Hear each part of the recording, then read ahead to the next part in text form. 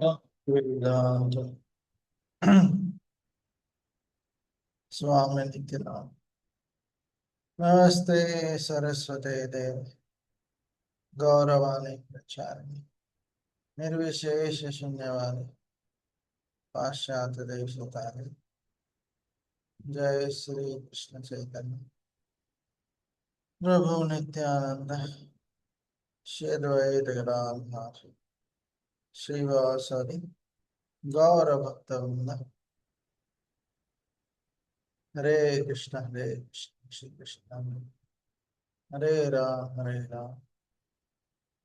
राम राम हरे हरे।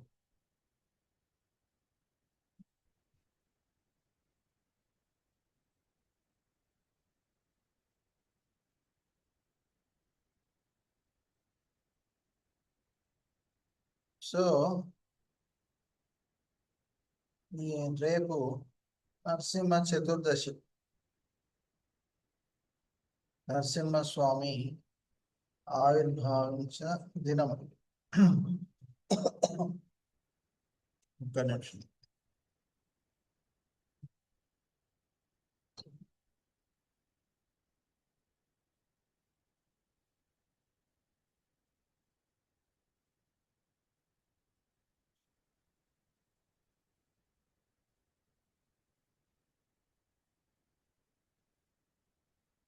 నరసింహస్వామి ఆవిర్భవించిన దినం.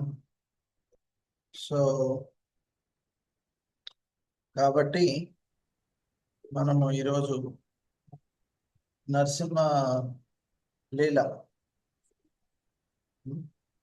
నరసింహ భగవంతుడి గురించి కొంచెం చర్చించుకుందాం. ఓకే. సో నరసింహ భగవంతుడి గురించి 7వ స్కందంలో ముఖ్యంగా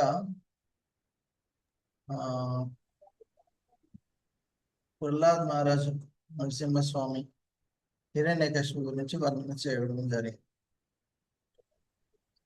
సో మనము కొన్ని శ్లోకాలు ప్రహ్లాద్ మహారాజు ఎప్పుడైతే నరసింహస్వామి ప్రకటన అవుతారో అక్కడ ప్రహ్లాద్ మహారాజ్ అర్పించిన ఏవైతే స్తుతి ప్రార్థనలు ఏవైతే ఉన్నాయో వాటిని మనం చర్చించుకుందాం. ఒక్క నిమిషం.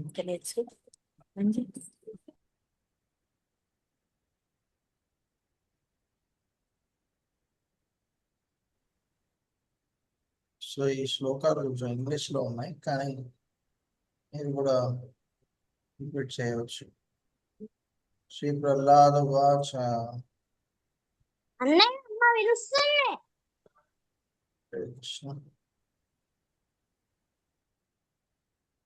శ్రీ ప్రహ్లాద వాచ. బ్రహ్మాదయ సురగణ మనయోత సిద్ధ. బ్రహ్మాదయ శూర గంధ మునయో సత్వైకతానగతయో వచసం ప్రవాహే.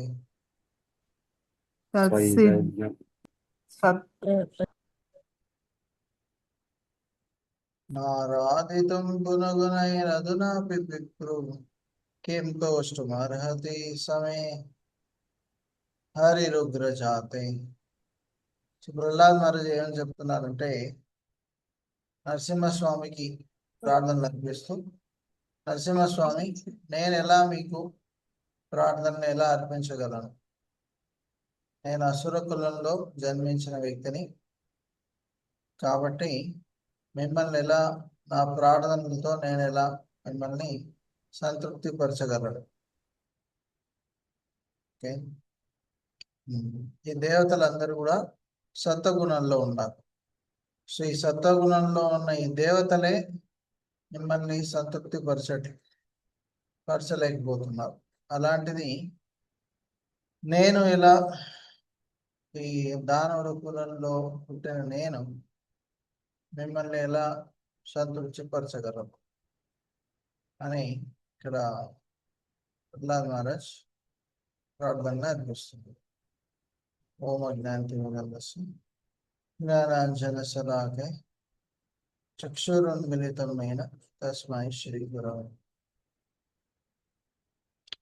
నమో విష్ణురాయ కృష్ణాయ బుద్ధని శ్రీమతే భక్తి వేదాంత స్వామినేతి నమస్తే సరస్వతే దేవ గౌరవాణి ప్రచారిణి నిర్విశేష శూన్యవాణి పాశ్చాత్య దేశతారిణి జై శ్రీ కృష్ణ చైతన్య ప్రభు నిత్యానంద శ్రీ అద్వైత గదాధర శ్రీవాసాది గౌరవృంద హరే కృష్ణ కృష్ణ కృష్ణ హరే హరే హరే రామ హరే రామ. సో ప్రహ్లాద్ మహారాజు యాక్చువల్గా నరసింహస్వామి కేవలం ప్రహ్లాద్ మహారాజ్ కోసం ప్రకటమయ్యాడు. హిరణ్యకశిపుడు ప్రహ్లాదుని మీద కోపంతో చంపాలని కోరికతో ఎక్కడ నీ నరసింహస్వామి నీ విష్ణు ఎక్కడ, ఒకవేళ విష్ణు అన్ని చోట్ల ఉంటే నేను కాపాడడానికి కూడా మరి వస్తాడు కదా, చూద్దాము అని ఎంతో కోపంతో చెప్తాడు. నిజంగా నీ విష్ణు ఉంటే ఇక్కడ పెద్ద ఏమంటాము పిల్లర్, దీంట్లో కూడా భగవంతుడు ఉన్నాడా అన్నప్పుడు ప్రహ్లాదు భగవంతుడు అక్కడ కూడా ఉన్నాడు అని చెప్తాడు. సో యాక్చువల్గా ప్రహ్లాదు ఎప్పుడైతే అలా చెప్పారో అప్పుడు నరసింహస్వామి యాక్చువల్గా అక్కడ ఉన్న అన్ని స్తంభాల్లో నరసింహస్వామి ప్రకటన అవడం జరుగుతుంది. ఓకే, అన్ని స్తంభాల్లో.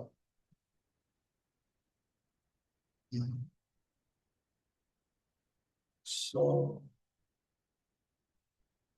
అయితే యాక్చువల్గా ఏం జరుగుతుందంటే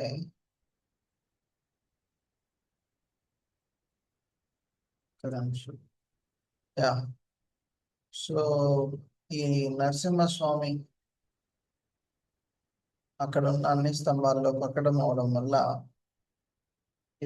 ఎందుకు అలా అంటే ఈ హిరణ్యకశిపుడు ఏదో ఒక స్తంభాన్ని పొందే అవకాశం. సో ఎక్కడి నుంచి అయినా భగవంతుడు ప్రకటన అవ్వాలి కాబట్టి అన్ని స్తంభాల్లో నరసింహస్వామి ప్రకటమై ఉన్నారు. సో అప్పుడు కోపంతో ఒక స్తంభాన్ని గుద్దినప్పుడు నరసింహస్వామి ప్రకటన అవుతారు. సో కొద్దిసేపు అక్కడ నరసింహస్వామి హిరణ్యకశిపుడితో యుద్ధం చేసి ఆఖరికి నరసింహస్వామి అతన్ని చంపడం జరుగుతుంది. సో కానీ నరసింహస్వామిని చంపేటప్పుడు ఏ విధంగా చంపారు? హిరణ్యకశిపుడు మనకు తెలుసు ఎలా అయితే బ్రహ్మాజీ నుంచి దీవెనని తీసుకున్నాడు కదా, నేను ఆకాశంలో నేల మీద చనిపోకూడదు, ఇలా వివిధ రకాలుగా దీవెనలు తీసుకొని తను చనిపోననే ధరంలో ఉన్నారు. ఏ మనిషి ద్వారా జంతువుల ద్వారా కానీ ఇలా చనిపోకూడదని దీవెనలు తీసుకున్నారు. కానీ నరసింహస్వామి అన్నీ కూడా అంటే పాటించి ఆఖరికి చంపడం జరుగుతుంది. కరెక్ట్, పగలు రాత్రి కాకుండా సాయం సమయాన ఆయుధం లేకుండా అంటే గోరులతో చంపారు. ఇంకా ఆకాశము నేల మీద కాకుండా అంటే తన తొడల మీద కాళ్ళ మీద పెట్టుకున్నాను అతని శరీరాన్ని. సో ఇలా అన్ని నియమాలు పాటించేటట్టు చేసి ఆఖరికి ఏం చేశాడు, నరసింహస్వామి చంపేశారు ఈ హిరణ్యకశిపుడు. సో ఇలా చనిపోయాక అక్కడ నరసింహస్వామి ఎంతో ఉగ్ర రూపం, ఎంతో కోపంతో ఉన్నారు. ఎంత కోపం అంటే అక్కడ ఉన్న దేవతలు, బ్రహ్మ, వీళ్ళందరూ కూడా ఎంతో భయపడి ఉన్నారు. యాక్చువల్గా ఎవరు ముందుకు వెళ్ళడానికి రాలేదు, అందరూ ఎంతో భయంతో ఉన్నారు. ఈ ఉగ్ర రూపము, కోపము చూసి వారికి ఏమనిపించిందంటే మేము వెళ్తే మరి మా మీద కోపం చూపిస్తాడేమో అనే భయంతో ఉన్నారు. సో అందరూ వేరే వాళ్ళు వెళ్ళానా అని, అంటే ఎవరు వెళ్తారో ఎవరికి అర్థం కావట్లేదు. ఎవరు నరసింహస్వామి శాంతపరుస్తారు ఆ ఉగ్రమైన రూపాన్ని అని అందరూ ఆలోచిస్తున్నారు. సో అందరూ అనుకుంటారు, ఓకే, లక్ష్మీదేవి ఈ విష్ణు ఒక రూపమే కాబట్టి మీరు వారి భార్య కాబట్టి మీరు వెళ్ళి వారిని శాంతింపవచ్చండి అని చెప్తారు. కానీ విష్ణు లక్ష్మీదేవి కూడా ఏమంటుందంటే, నేను ఇలాంటి రూపాన్ని ఎప్పుడు కూడా చూడలేదు, ఇలాంటి ఉగ్ర రూపంలో భగవంతుడు ఎప్పుడు కూడా తీసుకోలేదు, కాబట్టి నేను కూడా యాక్చువల్గా భగవంతుడి దగ్గరికి వెళ్ళడం కష్టము అని చెప్తారు.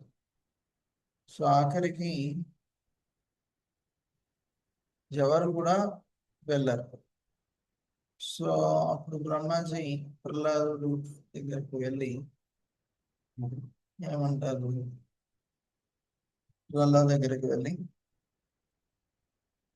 యాక్చువల్గా ఏమంటారంటే, మీరు ప్రహ్లాద, ఇది భగవంతుడు యాక్చువల్గా మీకోసమే ఇక్కడ అవతరించారు, మిమ్మల్ని ప్రసన్నం చేయడం కోసం, మిమ్మల్ని కాపాడడం కోసం భగవంతుడు అవతరించడం జరిగింది.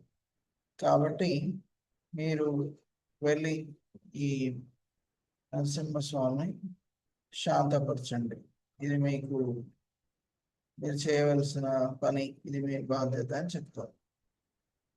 సో సరే అని చెప్పి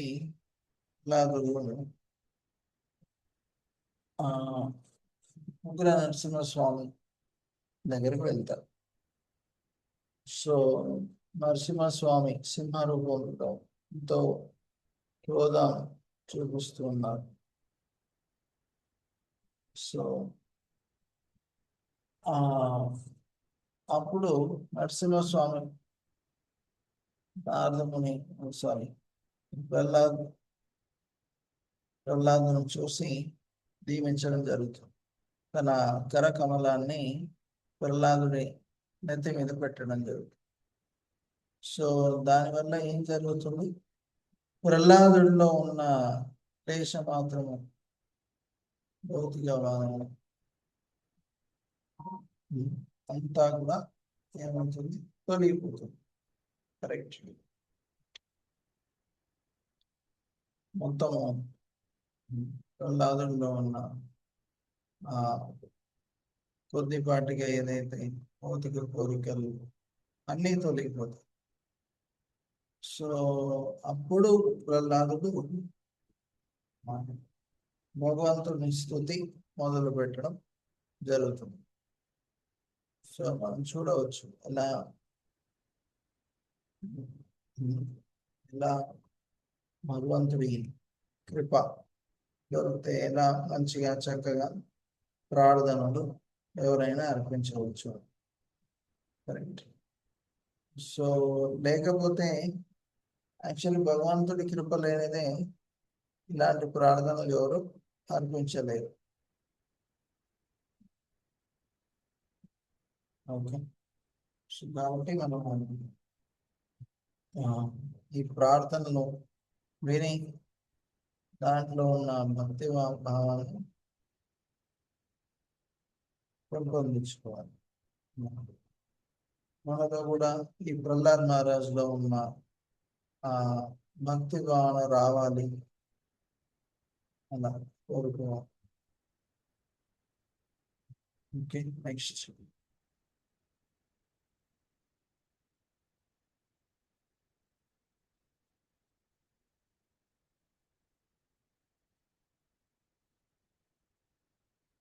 సార్, ఓకే, శ్రీ ప్రహ్లాద్ వాసం బ్రహ్మాదయ సురగణ పుణ్యోత సిద్ధ సత్వైకతానగతయో వచ సంభవ ఆరాధితుం గురుగణైరఘునాపి విప్ర కిం తోస్తి అభతి సమయే హరిరుద్రజాతి.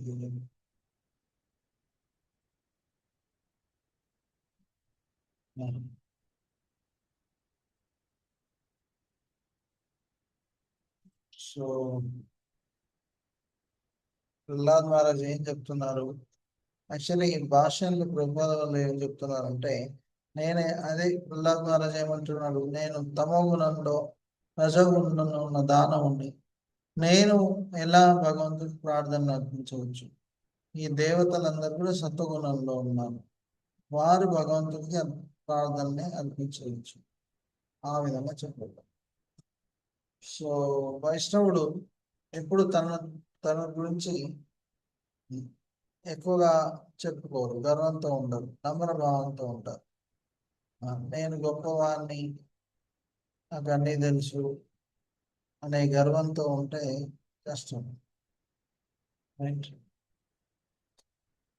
సో అందుకే కృష్ణాస్కరాజు స్వామి ఏమంటున్నారు, జగాయ్ మదాయ్ అయితే మూసే కోపిష్టం, జగాయ్ మదాయ్ కంటేను మేము పాపాత్మలము.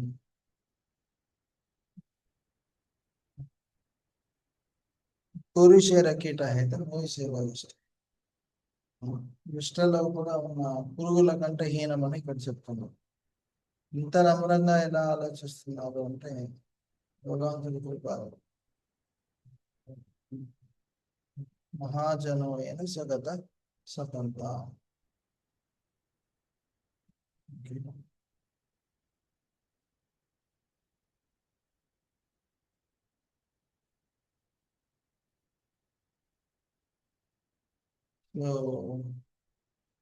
మనము అందరినీ ఆదరించాలి, నమ్రభావంతో ఉండాలి. మనం వేరే వారి నుంచి గౌరవాన్ని అపేక్ష పెట్టుకోవాలి.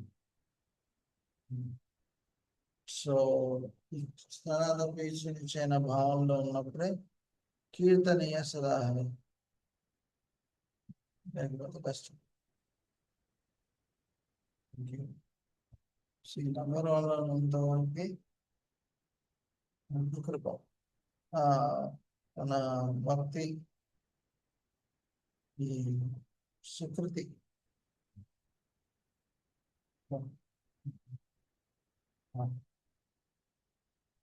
సో కాబట్టి మన ప్రయత్నం మనం చేయాలి. ఓకే, సో మళ్ళీ నెక్స్ట్ ప్రహ్లాద్ మహారాజ్ ఏమంటున్నారు అంటే, ఈ ఎవరైతే వీళ్ళంతా ఉన్నారో దేవతలు, వాళ్ళు సత్వగుణంలో జన్మ తీసుకున్నారు. సో కానీ తమో గుణము రజోగుణంలో దానవ కులంలోనూ నేను ఎలా అర్పిస్తాను? యాక్చువల్గా భగవంతుడి కృప ఉంటే ఏ కులంలో పుట్టినా కూడా శుద్ధ భక్తుడిగా మారవచ్చు.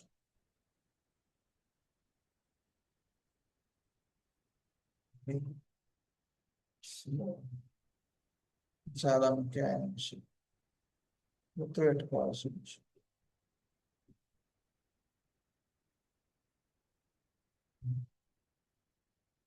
సో రేపు నరసింహ చతుర్దశి కాబట్టి రేపు మనం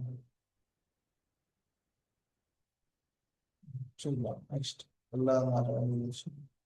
ఇప్పుడు ఈ రోజుకి ఇక్కడితో ముగిద్దాం.